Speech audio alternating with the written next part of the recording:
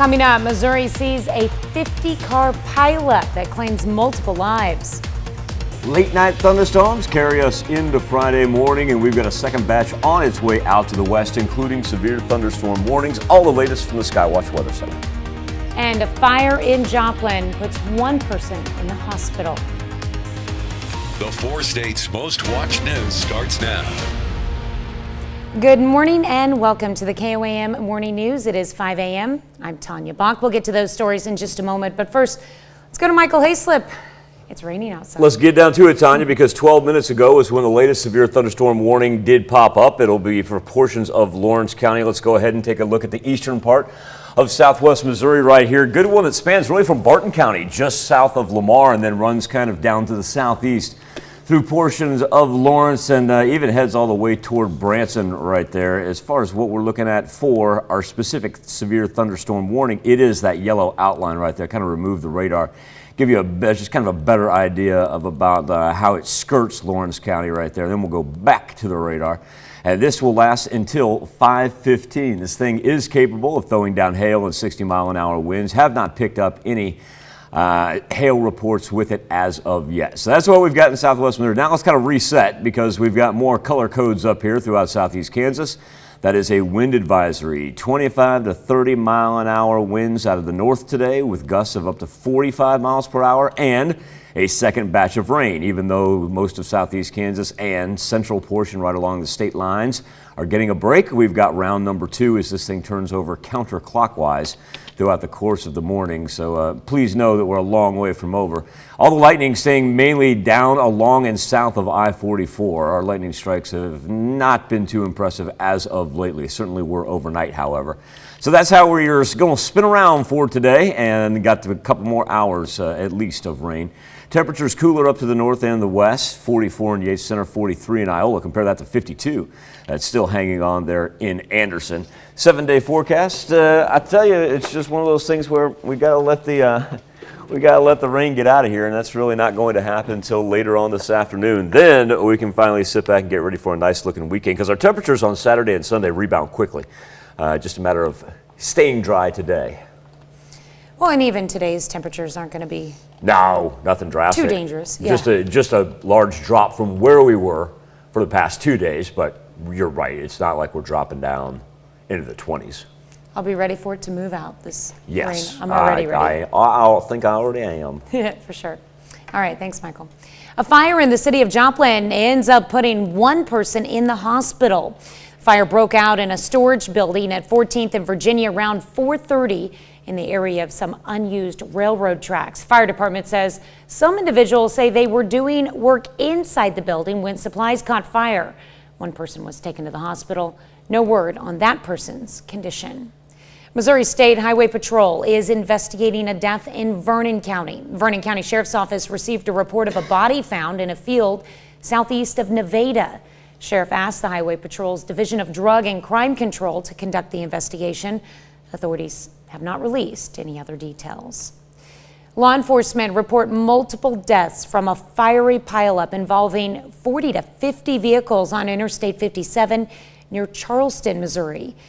Investigators believe someone hit the brakes in foggy conditions early on Wednesday and a chain reaction followed. They say the vehicles included several tractor trailers.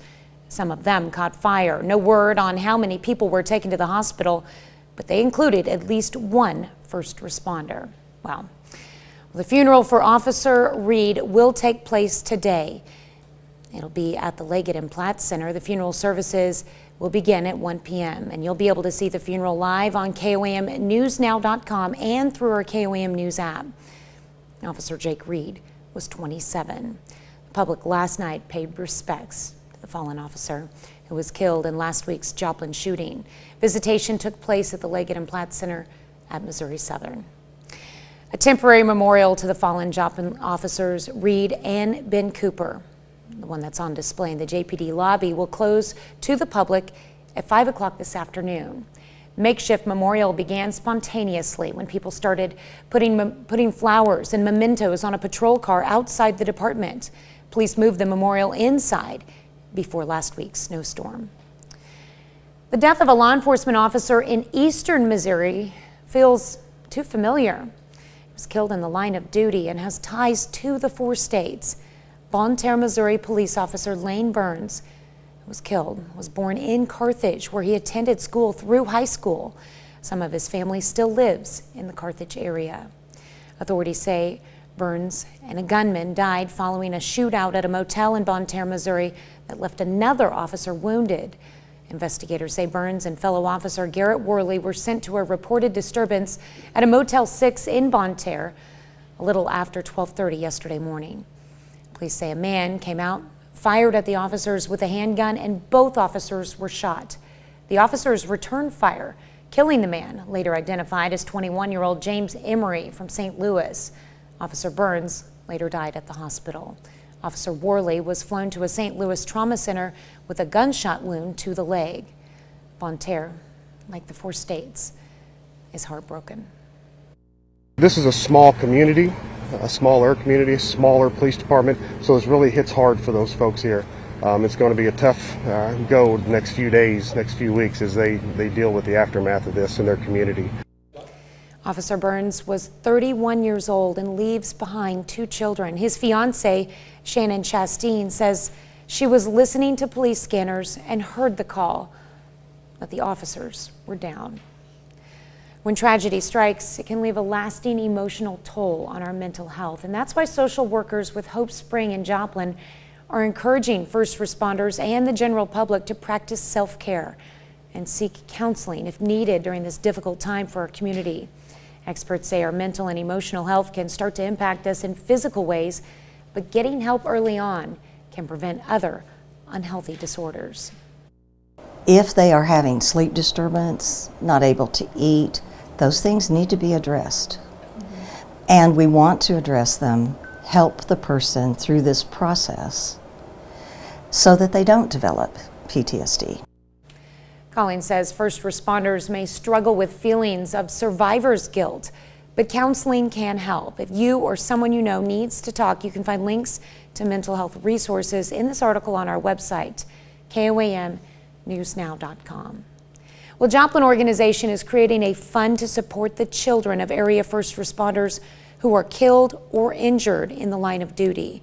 Joplin Regional Community Foundation established the Answering the Call Fund.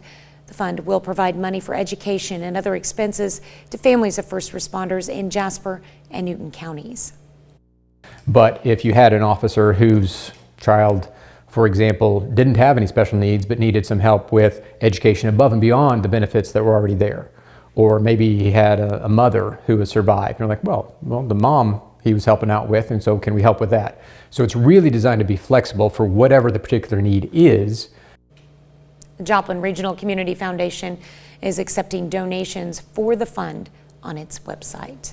It's 5:07. Here's the radar with the lightning really dominating southwest Missouri. We do have a new storm report coming out. Let's go ahead and zoom in because it is part of that area that is now under a severe thunderstorm warning. This coming out of Stone County. Whoa, 7/10 of diameter of hail. That's a tad bit impressive right there size-wise. So know that that warning was nothing to scoff at. Give you an idea about how it skirts just a small portion of Lawrence County right there and then runs down to the Arkansas-Missouri state line. Wind advisories on the backside of that throughout southeast Kansas, 40-mile-an-hour north gusts later on this afternoon. Here comes round 2 that'll stay with us in our timeline today as we've already picked up close to an inch of rain at Joplin Regional Airport. And this thing's been slow moving, and really ever since it formed out by the Rockies. And you'll notice our timeline for today, it just continues. Doesn't really, and not in a hurry to go anywhere. And so we even have some rain lingering past sunset tonight up to the north. Temperatures right back into the 60s on Saturday, 70s on Sunday. That's a look at this morning's top stories and weather in our first 7 minutes. Coming up on the KOAM Morning News, we take you to Frontenac for a preview of the team's upcoming softball season. Plus, it's March Madness, and you know what that means. It's time to celebrate multiple ways. We're going to have more on how some fans celebrated on day 1, thanks to our very own Jalen Banks.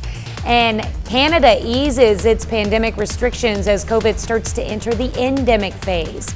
You're watching the KOAM Morning News. More real news in the morning. We'll be right back.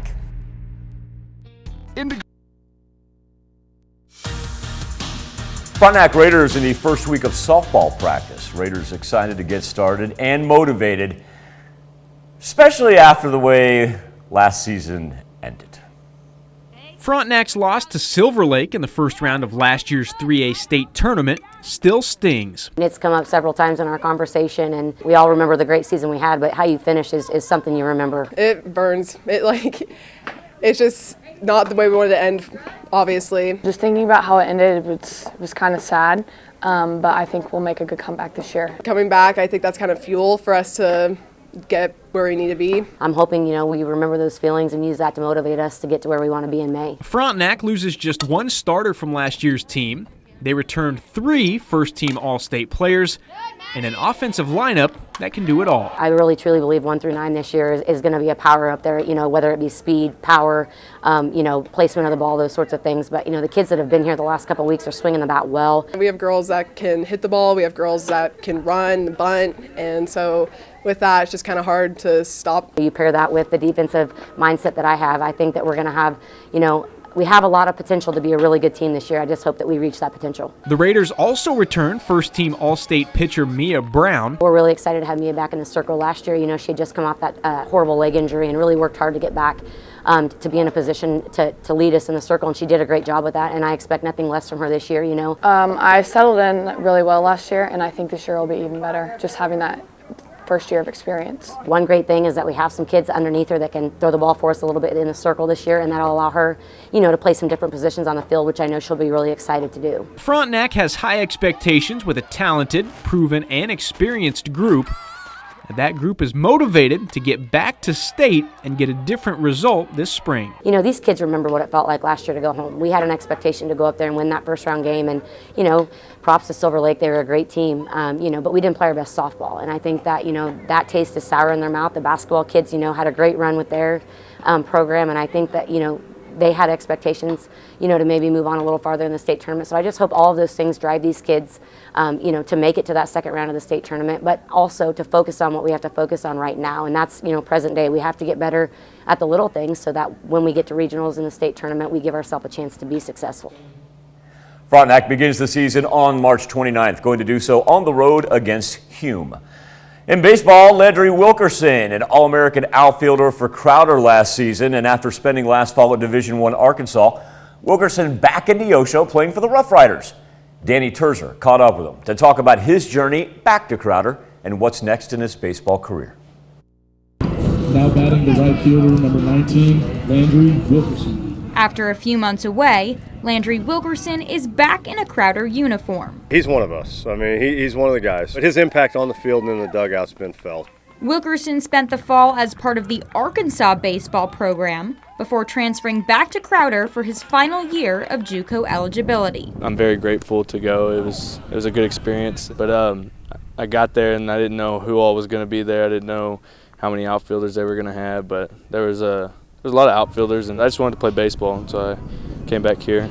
See where I go. Wilkerson was a standout player for Crowder in 2021. He led the team with 20 home runs and was a big part of their third-place finish at the JUCO World Series. He helps you win a game every time he's out there. He's had 4 or 5 outfield assists already and thrown guys out in tie ball games. And that's the definition of difference maker is a guy that when he goes 0 for 4 still helps you win. And when he goes 4 for 4, it's pretty easy. Wilkerson is confident in his choice to return. It was a hard decision. I thought about it for a while. Every time I would come up to Neosho, whenever I had my free time, it was just like, this feels like home, this is where I need to be. The feelings were mutual. One phone call in October, he said, what would you think about me coming back? And I said, gee, no, not a first-team All-American coming back at the break. I said, whatever's best for you is what I want, and if that ends up being the case, then yeah, obviously we'd be glad to have you. Wilkerson is eager to get another shot at bringing a national title to Crowder. It was heartbreaking last year just getting to finish third, and I wanted to come back and win baseball games and help us go win a national championship, and it's pretty much my biggest goal right now. In Neosho, Danny Terzer, KOAM Sports. Wilkerson has played all 25 games for Crowder so far this spring. He's got 4 home runs, 7 doubles, second on the team with 24 RBIs. Still to come on the KOAM Morning News, 20-plus whales found dead in New Zealand. We're going to have how the Kiwis reacted and how they're helping the 5 that needed care. and to check on our wet 7-day forecast when the KOM Morning News returns. It's an extra look. I think one big part is, so on Facebook, we always get asked hundreds of questions. So I never have time to address those questions. So in this podcast, we get a chance to ask some of the questions or answer some of the questions that people want to know that I never have a time to answer during a severe weather event or something like that. So that's why it's called Behind the Scenes. Absolutely. And it's very laid back. You guys have a really nice chemistry, and you know, you're just a couple of dudes just hanging out talking about weather stuff. Drinking our coffee, hanging out. Yeah. I love it. Now, Lance, for our viewers out there who may not be that familiar with podcasts, it's super easy to get to. Can you tell our viewers how they can access it? Yeah, they can check it out on the KOM Plus app on smart TVs or your phone, or even Spotify, Apple Music, pretty much anywhere you listen to a podcast or music, you can find us at KOM Presents. KOM Presents, there you have it. Make sure you download the latest episode. We have new ones being released every Thursday.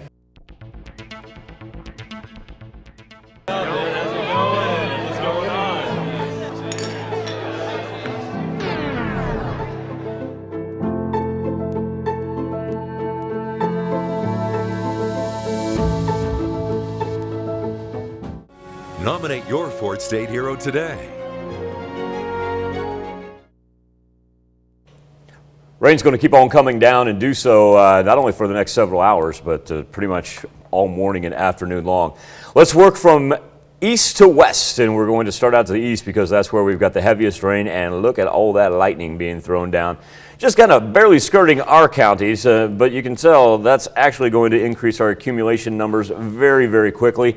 Also, too, we've seen the expansion of the severe thunderstorm warnings in that same area. While it moves out of Lawrence County now, it actually extends out to the east from where it originally spawned up at 5 o'clock. So that lasts until 6 a.m. as that will continue to move to the Springfield-Branson area. Now, as far as our travel concerns go, what we're seeing so far, take a look here from Missouri Department of Transportation, give you an idea that just wet roads, you know, we've been warm enough that we don't have to worry about anything flipping over compared to what they're seeing out to the west. So we have been lucky in that regard. Already an inch of accumulation of rain at Joplin Regional Airport. And like I said, we still got quite a ways to go. So we'll end up with about 2.5 inches by the time it's all said and done. Let's go ahead and work our way to the other side of the map, because that's where we've got high wind advisories for southeast Kansas. We're going to have 25 to 35 mile an hour gusts coming in from the north, and doing so, pretty much expiration time on this one, pretty much until the afternoon hour. I'm a little bit surprised that's not going to be extended. But as far as what we're looking at, precipitation-wise, out to the west and the central portion, it's kind of waiting for round two, because right now you're seeing a little bit of a break right there, but we're far from over, because this counterclockwise motion with everything sitting out to the west will continue to spin over on itself. A little bit of the wintry mix that they're seeing all the way from Wichita up to the Nebraska-Kansas state line, that will stay out of our way. Like I said, we're just too warm for that. Speaking of our temperatures, here's where we stand right now. Anywhere from really 40s to 50s. We don't have anybody who's even dropped down to the 30s as of yet. And 50 looking like the dominant number. So temperatures not too bad. Just a matter of trying to stay dry out there. There we are over a wet 7th and range line in Joplin, where the airport's just like, I haven't woken up yet, Michael, so I'm not going to feed you any data yet. And I'm like, okay, airport, I get it. Rod makes great coffee, and I'll bring you a cup out there at the airport. How about that? Skywatch Storm Tracker showing you that we are on the far southern edge of that system that works its way up toward the Great Lakes. And then you get that gap right there in the middle of the Show Me State, and then it becomes additional thunderstorm activity from the Tennessee River Valley all the way down to just about the Gulf of Mexico. Weather trend today, our temperatures will continue to drop as the front spins over on itself. So I'd go ahead and make sure you got a jacket with the umbrella as well. And here's what Future Track will have in store in that timeline. It's just a slow mover. It's not in a hurry to get out of here. That's why it kind of lingers all the way to tonight, especially to the north. We see some pretty good accumulation numbers up there. I think everybody ends up with about 1.5 inches, 2 inches by the time it's said and done. Great looking weekend though. Sunny skies, 60s on Saturday, and then back into the 70s on Sunday. Of course, yesterday was St. Patrick's Day, and also the start of the first round of the March Madness NCAA college basketball tournament. Made that the subject of our Something to Talk About on the KOM News Now Facebook page and our morning Instapoll. Now, to celebrate, a lot of sports fans end up at 4 state bars, grabbed an adult beverage, grabbed a TV, got to watch all the action. Our own Jalen Banks caught up with some of those sports fans to find out how they went about building their brackets for the big dance. But I actually, the last few years, have gotten into like studying some numbers and stuff. I look at KenPom, I look at three-point percentage, how reliant each team is on free throws, shooting free throws, because in the tournament a lot of times officials will swallow the whistle. So I look at a lot. I actually nerd out on this stuff. I do a lot of research. Definitely strength of schedule and the conference they play in, definitely a big thing. Definitely Tennessee. I like Tennessee, and I don't know if Baylor plays today, but Baylor, I like Baylor too. One way is I just fill it all out game by game, who I think is going to win each game, and then see what the net result is. But sometimes, like was the case this morning, if I get to a team with the Final Four that I don't like, I'll go back and try to find a team I like better. So I did that today. So I've got two different methods. Bring us to our question this morning, asking how do you participate in March Madness? Gave you several different options and a couple ways to connect with us as well. You can vote now on our Instapoll at koamnewsnow.com/vote. You can also connect to us via our Facebook page at KOAM News Now. And if you have your phone, there's our QR code. All you have to do is snap a picture of that and it will deliver you to the poll each and every morning. We'll be back with Healthwatch right after this.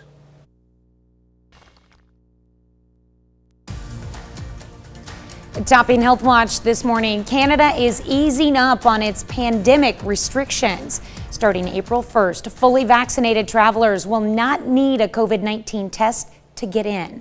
Health officials say the pandemic is entering what they've called a transition phase. But if cases spike again, those restrictions will come back. Explaining the virus will be, quote, with us for a very long time.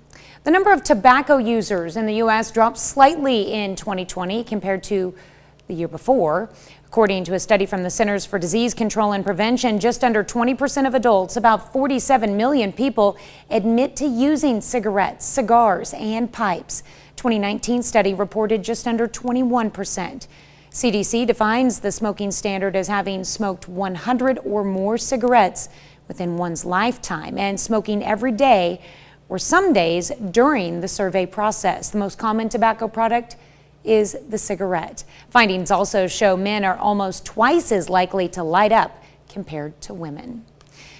Are you an older adult who naps a lot, or do you have a loved one who does?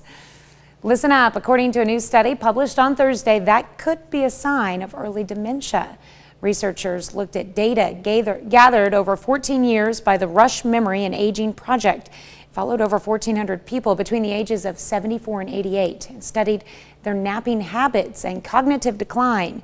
Researchers found a link between excessive daytime napping and dementia. The adults who napped at least once a day or more than an hour a day were 40% more likely to develop Alzheimer's than those who did not nap daily or who napped less than an hour a day. I would love to get in a nap a day. Well, future allergy seasons will start more than a month earlier and be much more intense because of climate change, and that's according to a new study. Mandy Gaither has ways to keep your allergies in check. Spring is already in the air, and so is pollen. Right now, we are in the high pollen counts with trees. Dr. Sandra Hong, an allergist at Cleveland Clinic, says pollen season usually begins mid-February, but a new study published in Nature Communication says that by the end of the century, the season of high pollen counts could begin as much as 40 days earlier than previous decades because of global warming. Researchers also say annual pollen counts could climb by up to 250%. Hong says she's already seeing allergy seasons change. Our pollen seasons are lasting longer.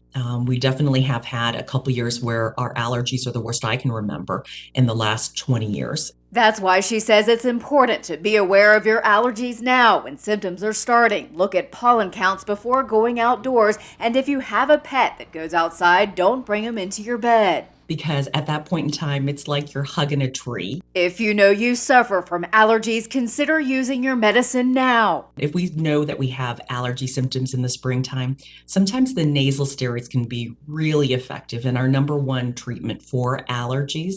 And usually we'll use the antihistamines just as needed for itching and sneezing types of symptoms. If over-the-counter medication isn't working, it's time to see a doctor.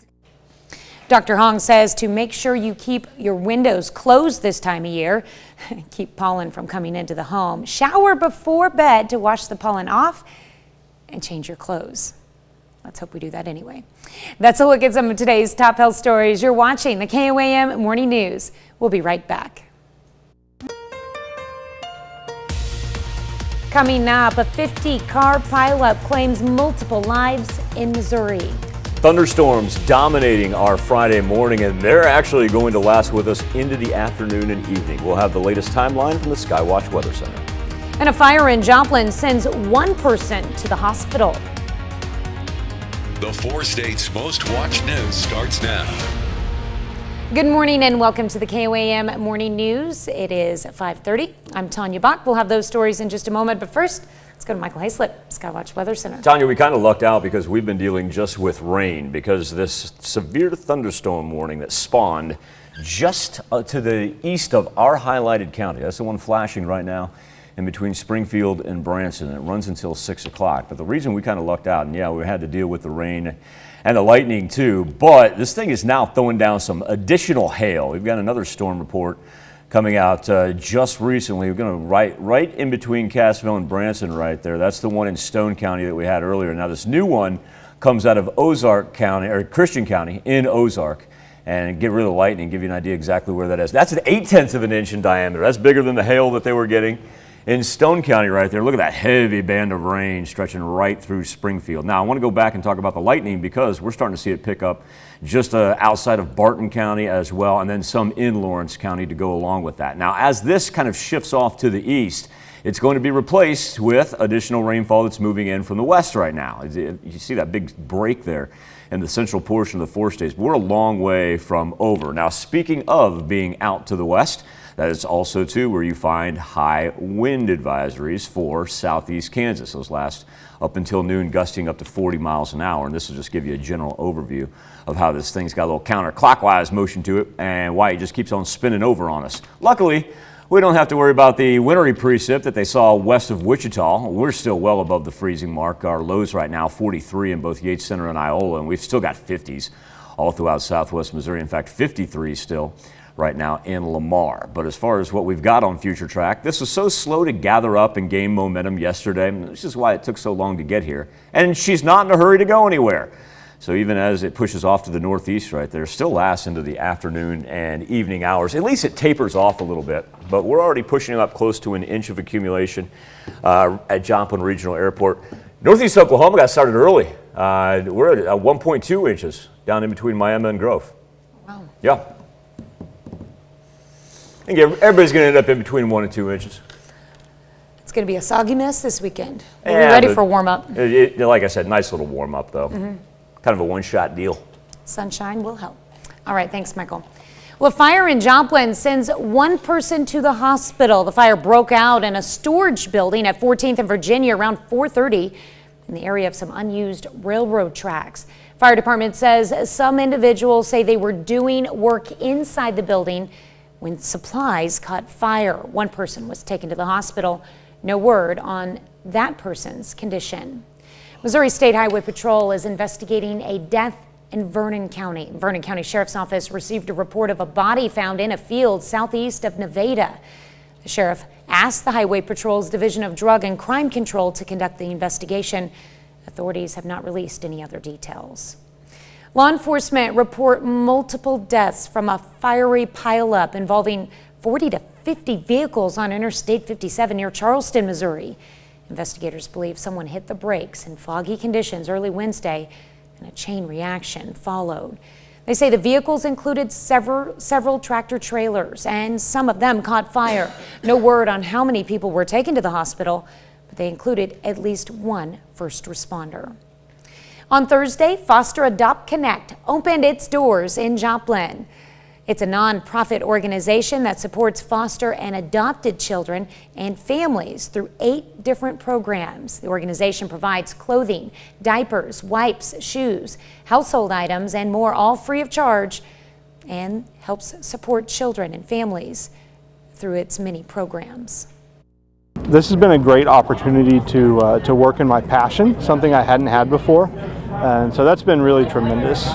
The kids that are tucked in every night in this community are going to have access to more people on their team trying to do what's necessary to give them a positive outcome. Facility is at 1802 West 32nd Street. It relies on donations. For more information, you can click on the link on this story. Click on the link in this story, on our website at koamnewsnow.com. Well, folks at the Joplin Library had a chance to learn what it's like to work at a zoo. Mike Crocker, the director of the Dickerson Park Zoo in Springfield, stopped by the library for a book signing for his new book, There's a Crocodile in My Bathtub, True Tales from the Dickerson Park Zoo. As part of that book signing, he brought along some ambassador animals. A couple of people have told me that have read the book that it was one of those kind of books that you just can't put it down. You start reading the stories and they're so interesting that they just don't want to quit. He also told some of his favorite stories while working at the zoo. Joplin Public Library opened a new space, giving people the chance to bring their designs to life. The Makerspace allows people to use a software called Ncaa to create 3D designs. They then can take those designs and make them a reality with a 3D printer. Space also includes a laser cutter to etch or engrave materials, as well as audio and video equipment. We also work with people to just show them the basics, and then they can take it as far as they'd like to go. The whole idea is that people come together. It's a place for them to collaborate and to learn from one another. So it's a rather unique space. It is free to use Makerspace equipment, and a library card is not required. However, you will need to bring your own materials.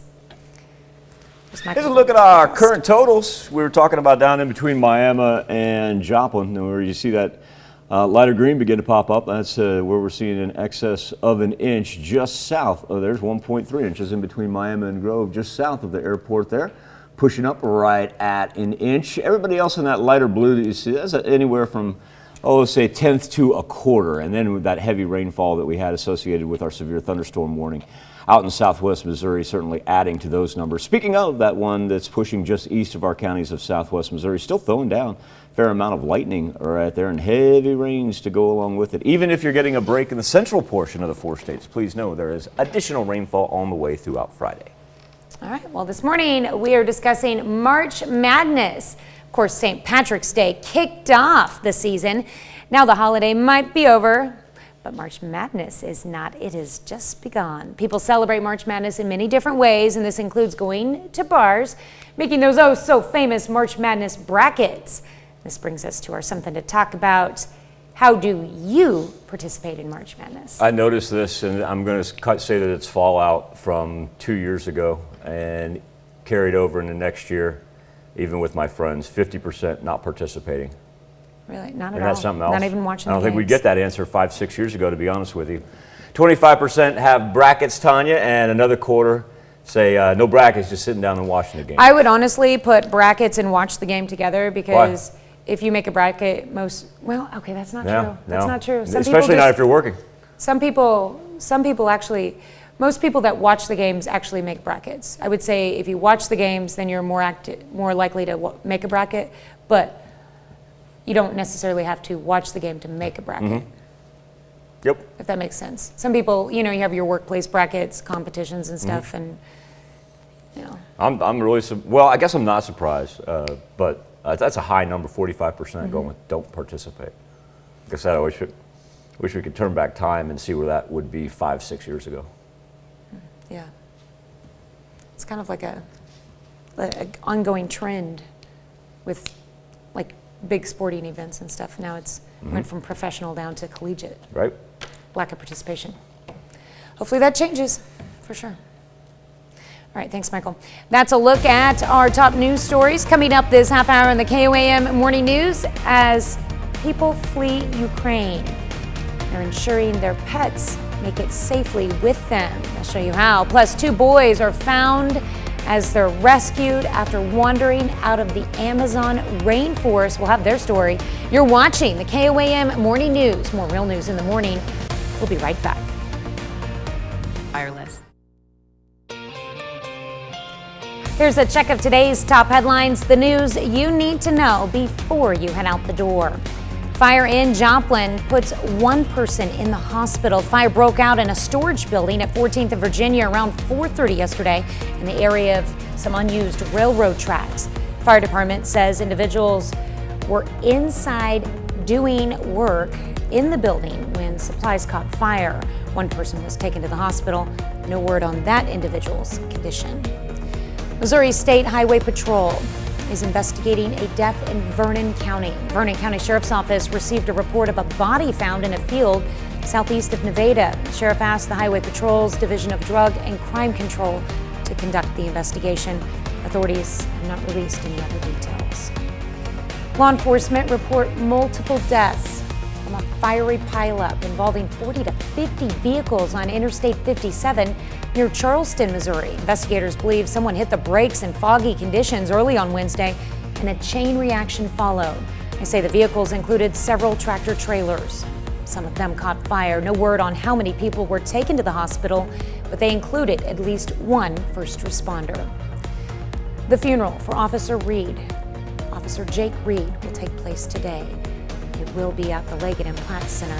Funeral services will begin at 1 p.m. and you will be able to see the funeral live on KOAMNewsNow.com and through our KOAM News Now app. Officer Reed was 27.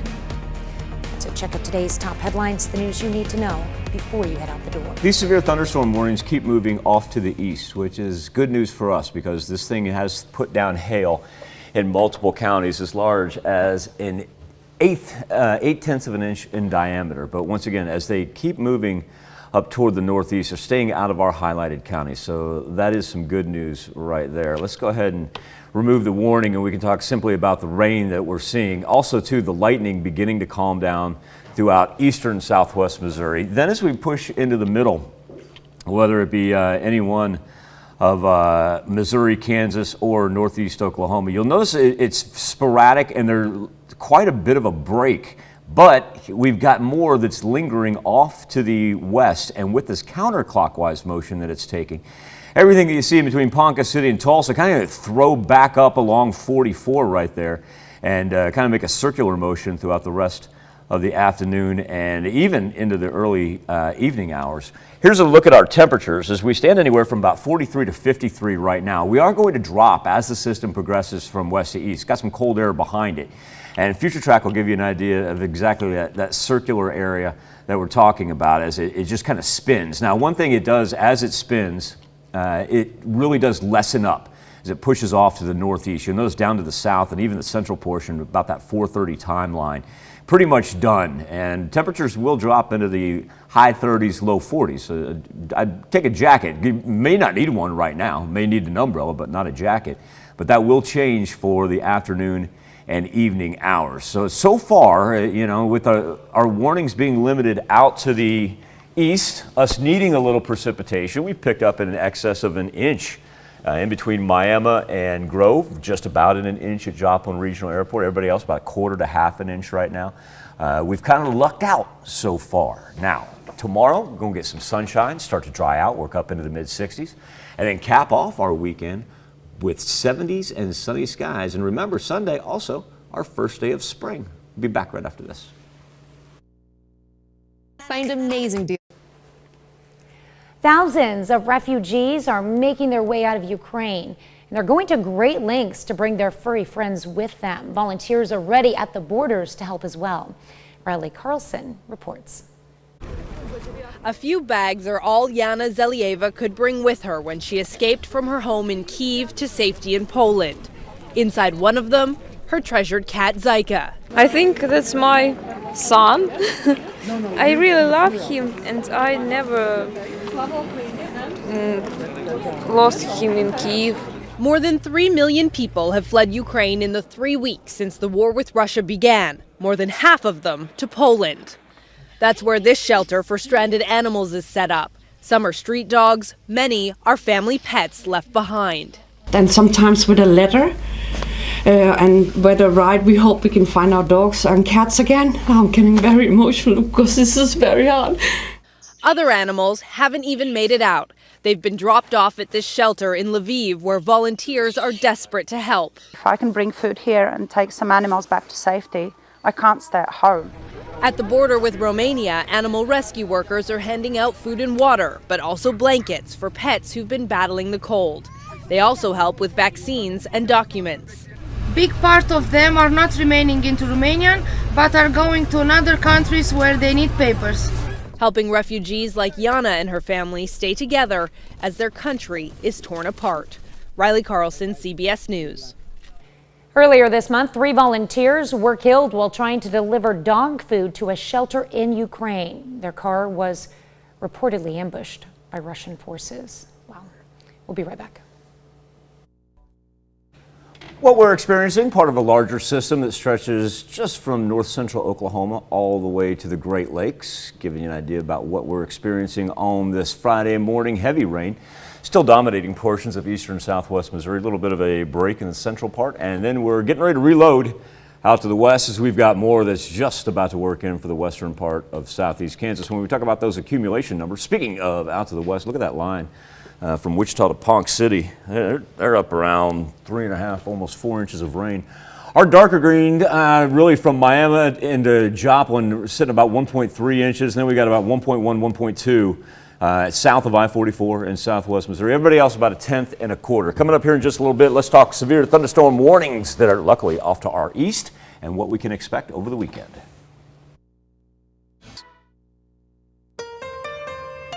Coming up, a massive 50-car pileup in Missouri claims multiple lives. We've got heavy rain, thunder, lightning, and even some severe thunderstorm warnings for our Friday morning. All the latest from the Skywatch Weather Center. And a fire breaks out in a storage building in Joplin and sends one person to the hospital. The 4 states' most watched news starts now. Good morning and welcome to the KOAM Morning News. It is 6 a.m. I'm Tanya Bach. We'll get to those stories in just a moment, but first, let's go to Michael Heislet. Wet 7th and range line that the heavy cloud cover obscuring our view of the full moon, officially full today. That's why we tried to soak it in here the last couple of days, and the cloud cover ushering in the thunderstorm activity. Most of the lightning now able to exit our highlighted counties out to the east of southwest Missouri. So that is a good thing because that is dropping some hail, as a matter of fact. We're then breaking in the central portions and getting ready for more rain out to the west. This is a very slow mover. This thing is not in a hurry to go anywhere. Now, the yellow indicating that severe thunderstorm warning earlier. If you were sleeping, I hope you were able to. It did skirt portions of Lawrence County right just before 5 o'clock. So it's been a while, but as long as the warnings keep on moving off there to the east, we like that. One thing we have noticed for our portions of southeast Kansas, the wind advisory is expanding. So we've now got an additional 5 counties that have been added to the wind advisory, lasting all the way until noon, where we're going to pick up some 40-mile-an-hour gusts.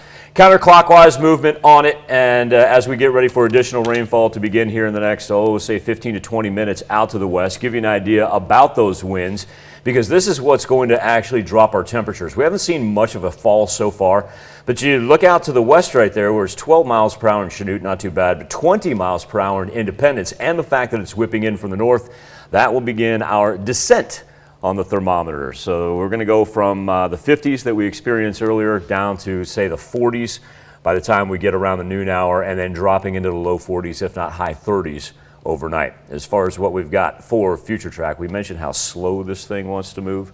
Watch the timeline on this, just creeping through. And that's why our accumulation numbers will continue to grow throughout tonight, anywhere from easily 1 to 2 inches. Already looking, Tanya, at in excess of 1 inch when you get really take a Joplin line, drop down to the south, and whether it be through southwest Missouri or northeast Oklahoma, pretty much sitting at 1 inch plus. Wow! Right as of right now. Yikes. Not in anticipation of what we're going to get later. No flooding concerns though. Well, that's good. Ground's doing a good job absorbing it, and because it's been so slow, it's not, it's not dropping a torrential thing and sprinting right through. It's like, I'm going to soak you for a little bit. Yeah. I wonder if the, a little bit of snow cover here and there over the last couple of weeks is helping keep that ground moist. We also, too, because we forget soil temperature is so much different than, what our bodies and our skin experience. You've got to go several inches down to see exactly what that soil can absorb. Very true. Very true. All right. Thanks, Michael. Law enforcement reports multiple deaths from a fiery pileup involving 40 to 50 vehicles on Interstate 57 near Charleston, Missouri. Investigators believe someone hit the brakes in foggy conditions early on Wednesday and a chain reaction followed. They say the vehicles included several tractor trailers. Some caught fire. No word on how many people were taken to the hospital, but they included at least one first responder.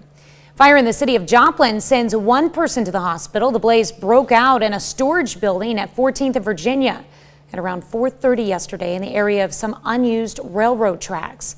Fire department says individuals inside said they were doing work in the building when supplies caught fire. One person was taken to the hospital. No word on that individual's condition.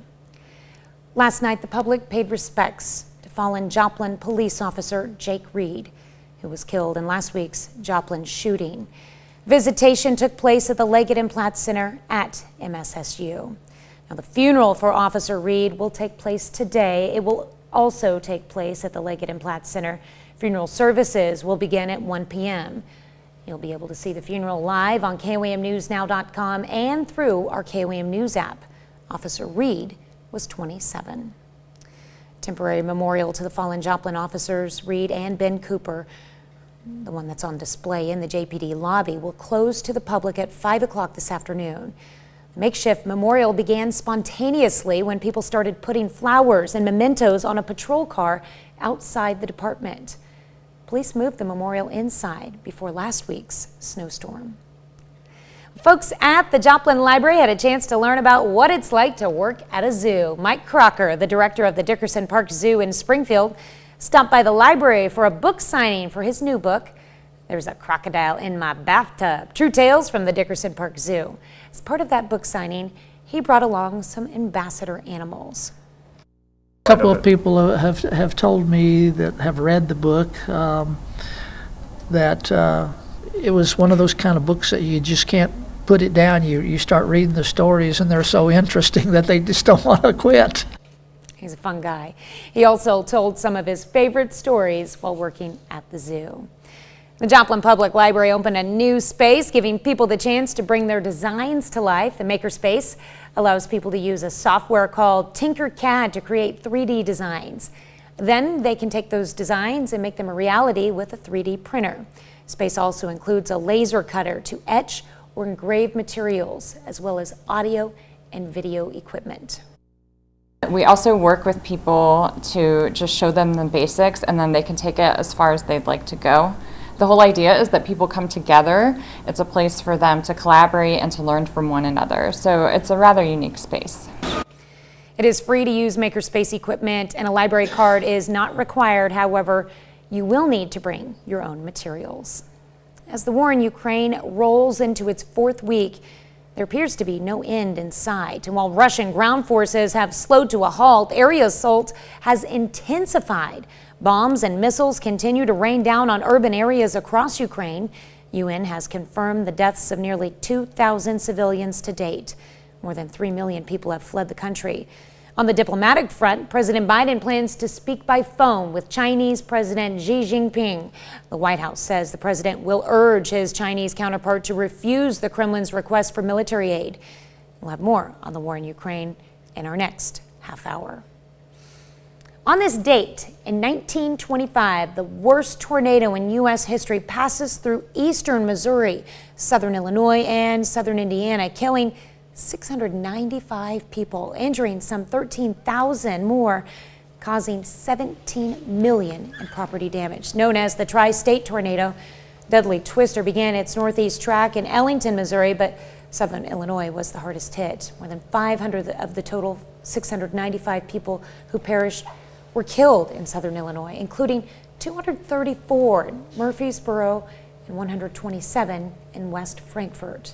Tri-state tornado of 1925 traveled 219 miles, spent more than 3 hours on the ground, devastated 164 square miles, and had a diameter of more than a mile, and traveled at speeds of excess of 70 miles per hour. Almost 100 years later, still studied to this day exactly how it spawned, and it's amazing that they've been able to use modern day technology to go back and try to mimic the conditions of that day to come up with an explanation for it. Tanya, our Skywatch storm tracker almost has a horseshoe of precipitation around us. Does not mean that we're done by any means, that is for sure, as it's going to carry us into the afternoon hours. Temperatures right now holding pretty good. Thankfully, we haven't seen the freezing temps that they had west of Wichita. That's why they even had winter weather warnings. But we're anywhere from about 42 to 51 right now. I'll throw 52 up down in Grove. But remember, our temperatures drop throughout the morning as the wind shifts and works in from the north, and the rain sticks around until later this afternoon, early evening, as a matter of fact. All right, thanks, Michael. That's a look at this morning's top stories and weather in our first 7 minutes. Coming up on the KOAM Morning News, as global condemnation of the Russian invasion grows, one social media company introduces a weapon in the fight against Russian propaganda. Plus, family and friends pay tribute to an American life that was taken by Russian forces. And the long-term effects of COVID keep piling up, including some surprising mental health impacts. You're watching the KOAM Morning News. More real news in the morning. We'll be right back. Topping Nation Watch this morning, demonstrators turned out in Atlanta Thursday after swimmer Leah Thomas became the first transgender athlete to win an NCAA Division I title. Thomas, who competes for the University of Pennsylvania, finished first in the women's 500-yard freestyle event Thursday evening. She previously swam for the men's team at Penn. Now, her Thursday victory is the most recent development in the debate on trans women's participation in sports and the balance between inclusion and fair play. Last month, an anonymous letter written on behalf of 16 of her 40 Penn teammates criticized what they saw as her unfair advantage. In response, more than 300 current and former swimmers signed their names to an open letter defending Thomas's ability to compete. Thomas is also favored to win the 200-yard freestyle on Friday and is set to compete in the 100-yard freestyle on Saturday.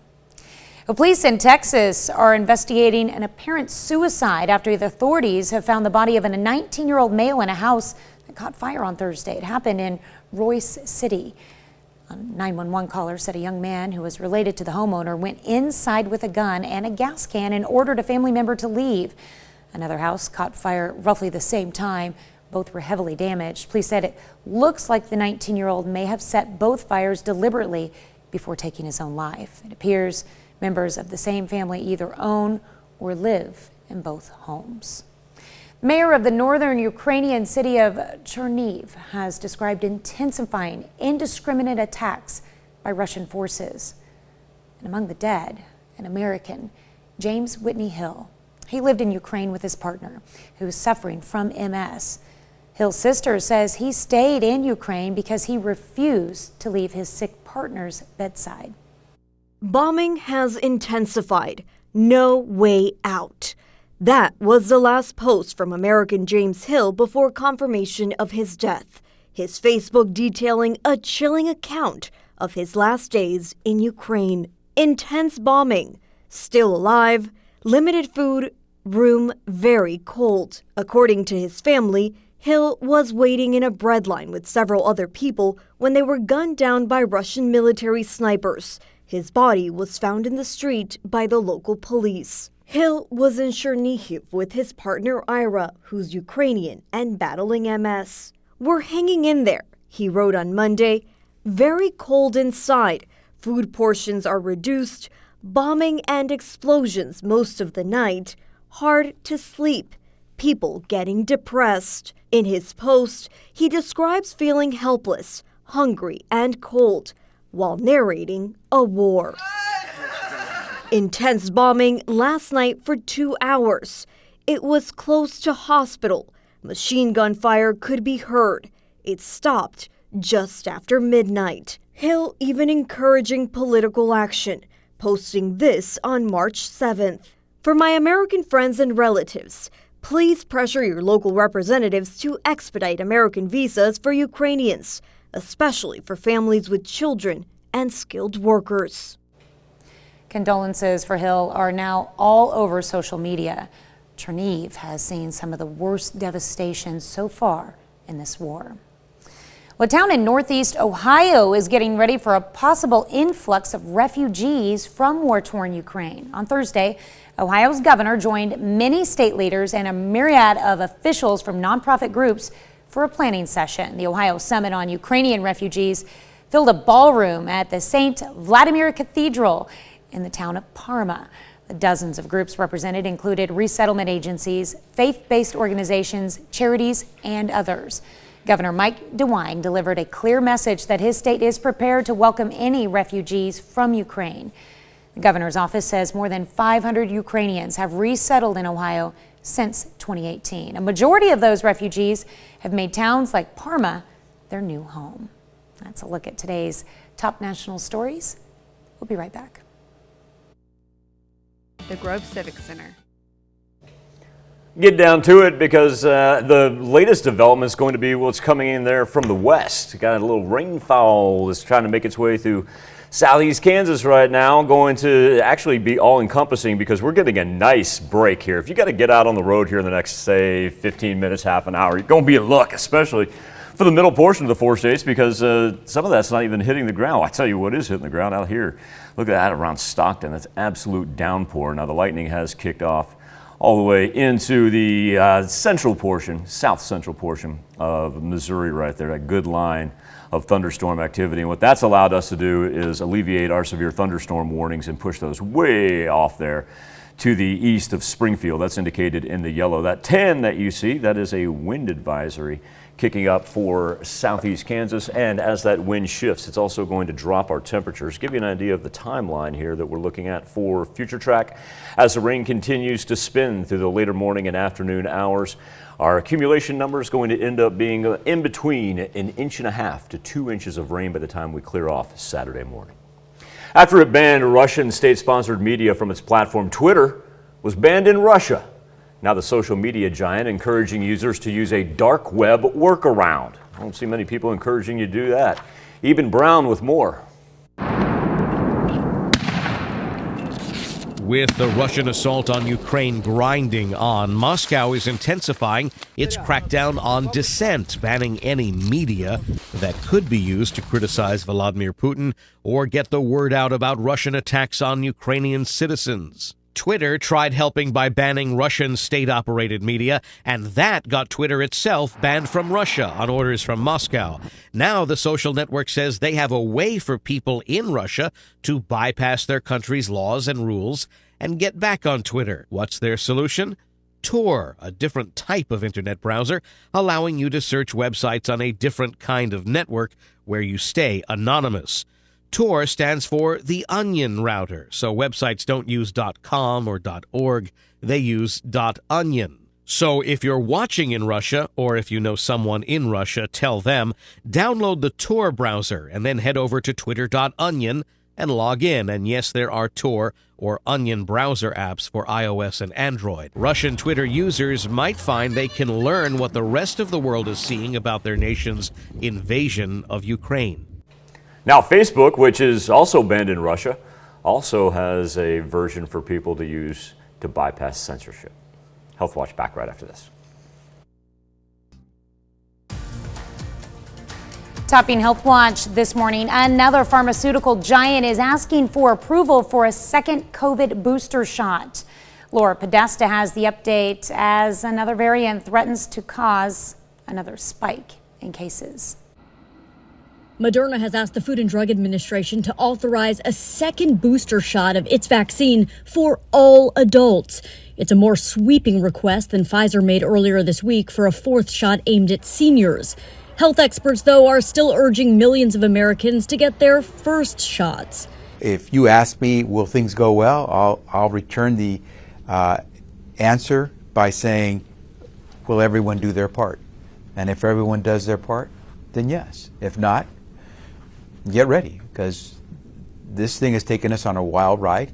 Talk of more shots comes as the CDC closely watches the BA.2 variant, a subvariant of Omicron, which it warns is more contagious. Some have predicted 30%, others have predicted 80% more transmissible. CDC Director Dr. Rochelle Walensky says BA.2 does not produce stronger symptoms, and our current vaccines or a recent case of Omicron should protect against it.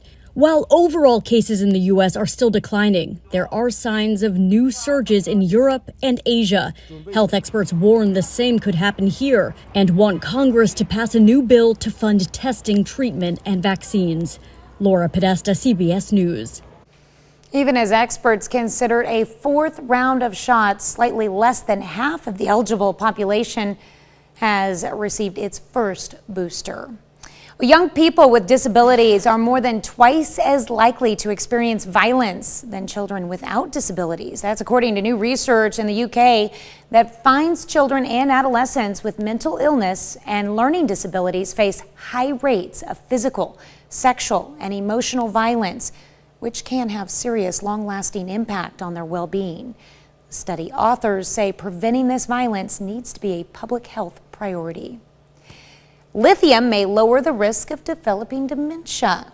Researchers have identified a link between the chemical compound and cognitive decline and believe lithium may one day be used to prevent the progressive disease. Lithium is usually prescribed for conditions such as bipolar disorder and depression. Another study focused on Alzheimer's disease finds excessive daytime napping can foreshadow dementia among seniors. Researchers at UC San Francisco and Harvard found older men who napped 2 hours a day had higher odds of developing cognitive impairment than those who napped less than 30 minutes a day. Researchers also found that once cognitive impairment is diagnosed, the frequency and duration of naps often increase. That's a look at some of today's top health stories. You're watching the KOAM Morning News. Radar showing rain almost in a horseshoe shape around us, but we're far from being over. Everything that's out to the west will continue to move toward us and almost in a counterclockwise motion all the way through the afternoon hours. We got a ways to go, and our temperature is steadily dropping all the way down to the 40s by noon, 30s here by the time we get done with our day. We'll be back with more KOAM Morning News right after this. Anyone with a significant family history of Coming up, a massive 50-car pileup in Missouri claims multiple lives. More rain to come with totals already in excess of an inch in portions of the 4 states. We'll have the latest from the Skywatch Weather Center. And a fire breaks out in a storage building in Joplin and sends one person to the hospital. The 4 states' most watched news starts now. Good morning and welcome to the KOAM Morning News. It is 6:29. I'm Tanya Bach. We'll get to those stories in just a moment. But first, let's go to Michael Heislet. Heaviest rain that has spawned reports of hail moving east out of our highlighted counties. Great situation for that. I love the fact that we're able to get that out before a majority of you hit the roads. Now, I want to transition up here and around to the Stockton area where it's still raining cats and dogs. But then that's the lightning that was in the system that was throwing down the hail right there, as much as 0.8 of an inch in diameter. The majority of the 4 states right now is actually in the midst of a little bit of a morning break. Now, we're not done by any means because we've got all this sitting out to the west that is going to make its way toward us, starting to intrude up in the northwestern portion of our counties and just barely breaking into the far western part of southeast Kansas and northeast Oklahoma. As far as what we're looking at watch and warning wise, while the severe thunderstorm warnings indicated in yellow have now moved off to our far east, the wind advisories that we have in tan lasting until noon, those have actually expanded to include everything down to the Kansas-Oklahoma state line, gusting up to 40 miles per hour as this thing has that counterclockwise rotation in it, and that's why I say we're not quite done as of yet. You can tell the dividing line here, and the other thing about the line is it's going to be an indicator of where our temperatures begin to drop because we've pretty much topped out for the day. You can tell by the color contour up there for Yates Center and Iola that are now down to 41 degrees. Compare that to what we're seeing in Anderson and Cassville where it's still 51 degrees. So as the temperatures drop later on this morning, grab that coat because If you're sitting right now, it's 52 degrees. You go, that's not too bad. Well, it's just going to go down for today. Look at this. Down to the high 30s, low 40s by this afternoon, and the rain just kind of hanging around. It does lighten up in intensity, so it won't be as hard as what we had overnight and early this morning. But the fact that it hangs into Friday night, easily looking at 1.5 to 2 inches of accumulation. Tanya, right now, a nice rebound for the weekend, but right now we're up to 1.4 inches in between Miami and Grove, and just eclipsed an inch south of the airport in Joplin, sitting about 1.1 inches.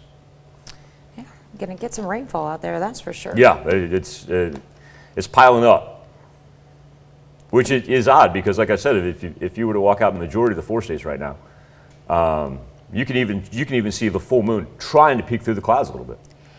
Do you think this evening, when everything is pushed on through, we'll still have cloud coverage, or will we be able to actually see that? No, we're going to clear out. We're actually going to, here, I want to go back. That's a great question. Let's go back to the 7-day forecast because I want to show you something here. And the fact that the system is going to take the clouds with it. And that's why that overnight low drops so low, because we lose that cloud cover. You know, if we would have kept the cloud cover around, we'd probably be sitting about 37 to 40. So we lose it, but then we open up Saturday with plenty of clear sky, and that's why we're able to warm up so fast. So we'll be able to see the moon, but it'll be cold. So tomorrow will be the equivalent of pretty much of what we had today. Okay, all right. I love that site, though. All right, send us your pictures for sure. All right, thanks, Michael. Missouri State Highway Patrol is investigating a death in Vernon County. The Vernon County Sheriff's Office received a report of a body found in a field southeast of Nevada. The sheriff asked the Highway Patrol's Division of Drug and Crime Control to conduct the investigation. Authorities have not released any other details. The death of a law enforcement officer in eastern Missouri feels too familiar. He was killed in the line of duty and has ties to the 4 states. Bonne Terre, Missouri police officer Lane Burns, killed yesterday, was born in Carthage, where he attended school through high school. Now, some of his family still lives in the Carthage area. Authorities say Burns and a gunman died following a shootout at a motel in Bonne Terre, Missouri, that left another officer wounded. Investigators say Burns and fellow officer Garrett Worley were sent to a reported disturbance at a Motel 6 in Bonne Terre a little after 12:30 yesterday morning. Now, police say a man came out and fired at the officers with a handgun, and both officers were shot. The officers returned fire, killing the man, who was later identified as 21-year-old James Emery of St. Louis. Officer Burns later died at a hospital. Officer Worley was flown to St. Louis Trauma Center with a gunshot wound to the leg. Bonne Terre, like many here in the 4 states, is heartbroken. This is a small community, a smaller community, a smaller police department, so this really hits hard for those folks here. It's going to be a tough go the next few days, next few weeks as they deal with the aftermath of this in their community. Officer Burns was 31 years old and leaves behind 2 children. His fiancée, Shannon Chasteen, says she was listening to police scanners and heard the call that the officers were down. When tragedy strikes, it can leave a lasting emotional toll on our mental health. And that's why social workers with Hope Spring and Joplin are encouraging first responders and the general public to practice self-care and seek counseling if needed during this difficult time for our community. Experts say our mental and emotional health can start to impact us in physical ways. Getting help early on can prevent other unhealthy disorders. If they are having sleep disturbance, not able to eat, those things need to be addressed.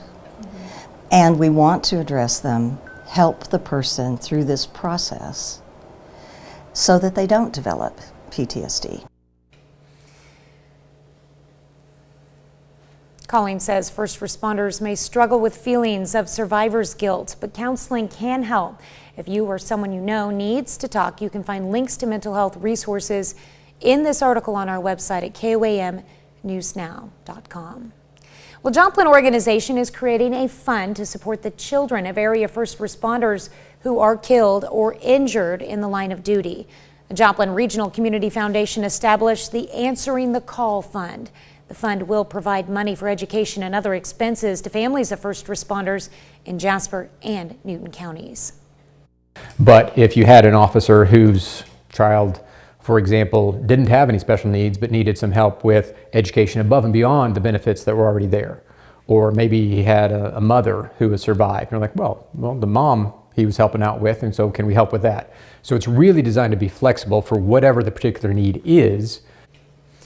Joplin Regional Community Foundation is accepting donations for the fund on its website.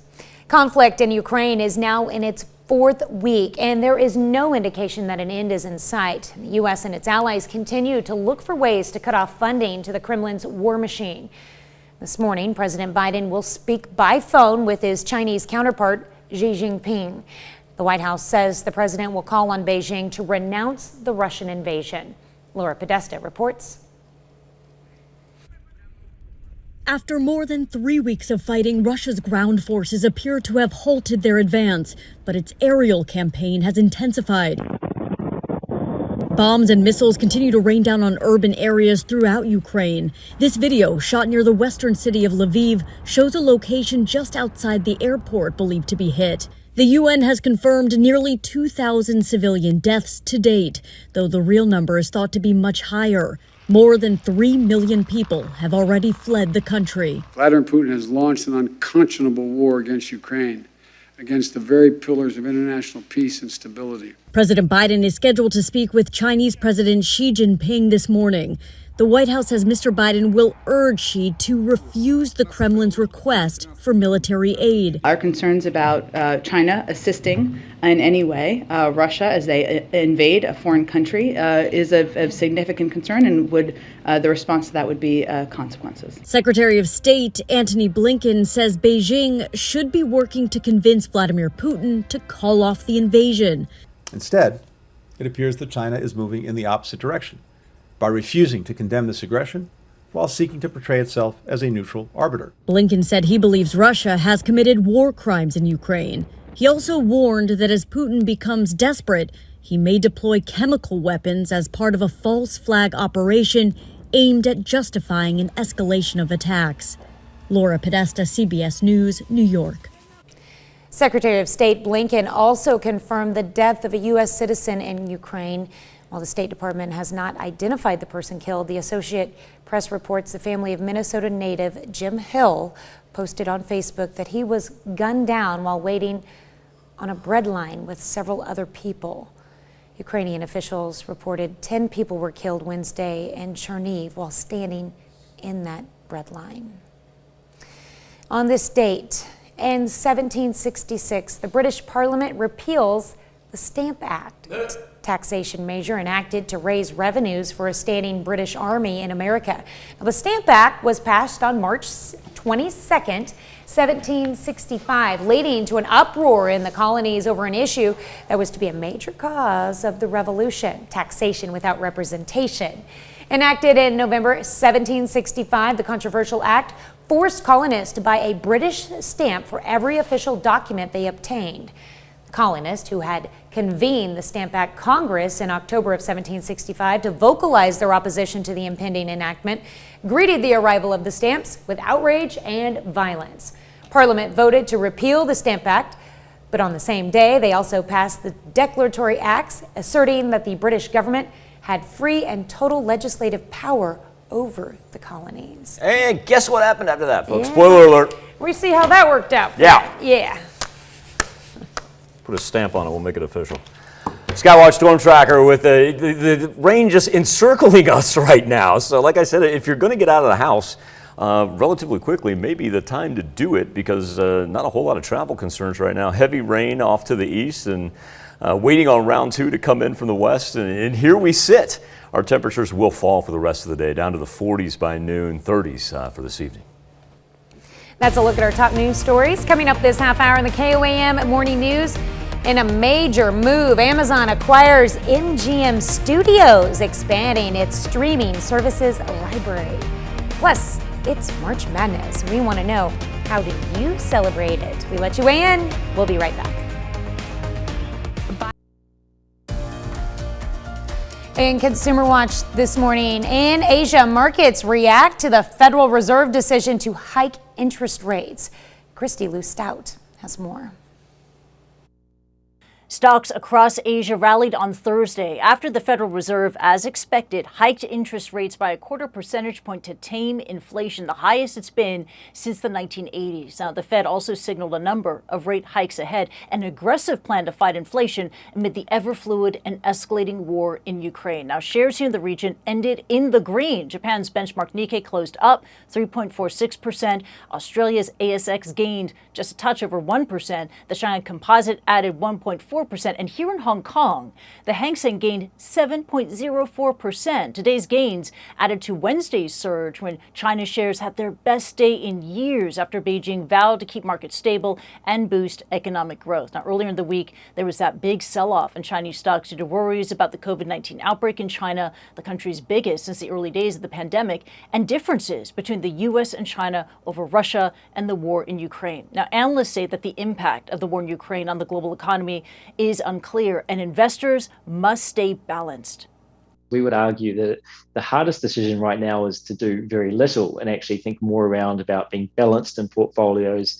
So it would be a case of being very patient when it comes to being an investor and just holding firm when it comes to sort of a more neutral stance in portfolios rather than moving out of risk assets completely, given that, there isn't a clarity around exactly what might happen in the coming weeks or months. Throughout the conflict, prices for energy and commodities like wheat, which is a key export from Russia and Ukraine, have all been rising. All this could weigh on global economic growth if consumers hold back on spending. Christy Lou Stout, CNN, Hong Kong. Stocks rallied for a third straight day as investors seem satisfied with the Federal Reserve's decision to raise interest rates in an effort to rein in inflation. The Dow jumped 417 points, the Nasdaq gained 178, and the S&P 500 added 53. The price of oil, which retreated earlier in the week, has jumped again, rising over $100 a barrel. Analysts blame renewed concerns over supply as peace talks between Russia and Ukraine failed to yield any results. Amazon announced it is the proud new owner of the Hollywood studio Ncaa. $8.5 billion acquisition, which became official yesterday, will boost the tech giant's streaming service Prime Video. It gives Prime access to MGM's catalog of more than 4,000 film titles, 17,000 TV episodes. This is Amazon's second largest acquisition ever, behind its 2017 deal for Whole Foods worth $13.7 billion. Wow. That's it for Consumer Watch. Let's go over to Michael for our Something to Talk About. Thank you, Tanya. Right here on KOAM, NCAA tournament tipping off yesterday. A full slate of action today as well. Our question for you is, how do you participate in March Madness? Right now, 61% of you say you do not participate. Found this a little curious and wonder if it has to do with 2 years ago when we didn't have a tournament at all, and then we had to ease back into it, having tournament games last year with absolutely no crowds in the Indianapolis bubble. Coming in second, 22% watch games, and right now only 14% of you say that you actually fill out a bracket. Appreciate the engagement. Going to come back, celebrate birthdays and anniversaries, but first to the Big Apple. Gail gives us a look at what's coming up on CBS Mornings. Hello to you, I'm Gail King. Coming right up on CBS Mornings, we'll be joined by Education Secretary Miguel Cardona to discuss how schools continue to deal with the challenges of COVID. That's coming right up on CBS Mornings.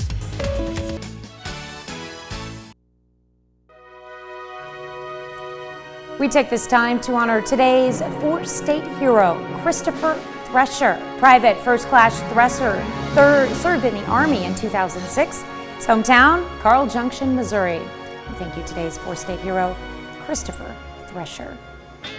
Now, I don't know if she goes by Evelyn, Eve, Evie, but I tell you what, with a middle and a last name like that, this kid is destined for stardom. Evelyn June Carter. Well, look at those eyes. Look at that name. Anytime you get June Carter in a name, I guarantee the kid's got talent. Big number one, love from Grandma and Grandpa, Evelyn June Carter. She's in St. Paul. I'm just curious what she's getting into. She got something secretive I'd give her a in guitar her hand right there. I'd give her a guitar and some tap shoes right now. Bet she can turn out a top 40 record. That is a cool name. All right. Happy birthday, Evelyn. Hope you have a great day.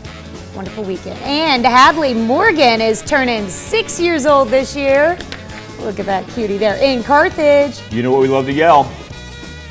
Boogny birthday. Hey! Ah, that's cool. A little novel show right there. How cool is that? Canton turning the big number 7. Happy birthday, man. Picking up seashells on the seashore. All right. I guess wishing for warmer weather. All right. And we've got Lexi Robinson turning 12 years old this year. Love that photo. Hope you have a great birthday.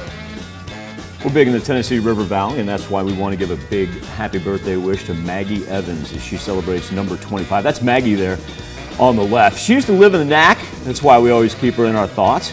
And that gentleman right there in between the two women, well, it looks familiar. You were probably watching him on TV last night. That's Ncaa Abaji, KU star. I believe he had, he scored 15-16 last night. Maggie wants you to know this birthday wish comes with happy birthday, not only from Ncaa, but also your entire family. All right, happy birthday, Maggie. And happy birthday going out to Trisha Greenwood, who's celebrating number 32 this year. That'll be her on the left there. In Girard. John Jones celebrating his 37th birthday. John, I want you to have a great day. He's in Frontenac. All right. Dan Downey turning 64 with the catch of the day in Joplin. This night, nice catch, Dan. That's impressive right there. This young woman right here is absolutely marvelous. Her name is Jo Herman, and the way that she takes care of people is second to none. Jo, a happy 70th birthday. Coming with love from the grandkids, Dylan, Brody, Ty, Evie, and Minnie. And that's Rosie the Riveter that Jo is standing by there. That's cool. Jo is the embodiment of empowerment. That statue, apropos. Yeah. I'd say it's a statue of Jo Herman. I like it. And Nancy Lee turning 78 years old. One of our many four-state heroes. Miss Lee was a captain in the Army. She served in Vietnam. John Beitzinger, happy 78th. Love to see Mr. Beitzinger right there. That picture taken from a fishing trip, one of the many that John takes each and every year down in Texas. The smallest one he caught. Get this, the smallest one he caught was 12 inches. Pretty fish there. Fishing pool right there. Happy birthday, John. Guess I have to amend my catch of the day, right? He got 2 in his photo. Peggy Coble, a happy birthday to you in Columbus. Miss Peggy, I want you to have a marvelous, marvelous day. Judy Clugston is also celebrating in the bus. And while we're there, if we're in Columbus, let's celebrate Lucas Natalini's 8th birthday. Happy birthday, kiddo. Lisa Alsup rounds us out. Miss Lisa, she's celebrating in Crestline. Here's Tanya Bach with a very important birthday announcement. That's right. You can be part of the KOAM Birthday Club by going to our website. Just go to KOAMnewsnow.com and sign up for the KOAM Birthday Club today. We'll be right back after this. Here's a check of today's top headlines, the news you need to know before you head out the door. A fire in Joplin sends one person to the hospital. The fire broke out at a storage building at 14th and Virginia around 4:30 yesterday in the area of some unused railroad tracks. One person was taken to the hospital. No word on that individual's condition. Missouri State Highway Patrol is investigating a death in Vernon County. Vernon County Sheriff's Office received a report of a body found in a field southeast of Nevada. The sheriff asked the Highway Patrol's Division of Drug and Crime Control to conduct the investigation. And law enforcement reports multiple deaths from a fiery pileup involving up to 40 to 50 vehicles on Interstate 57 near Charleston, Missouri.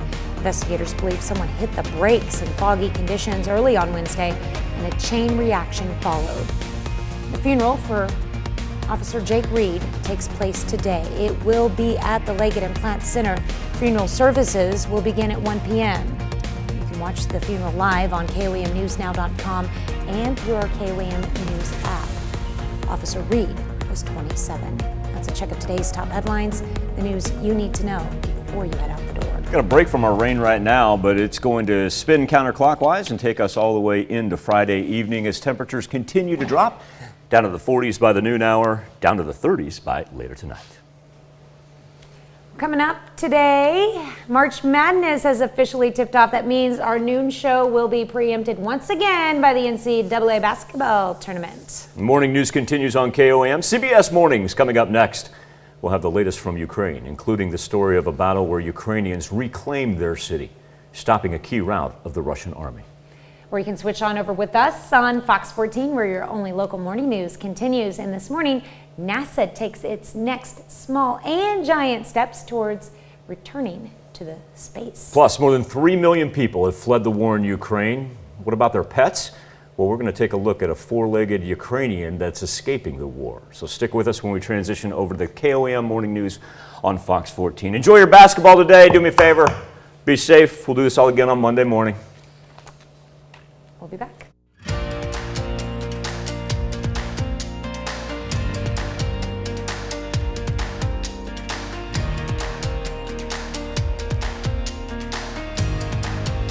Today's Pledge of Allegiance.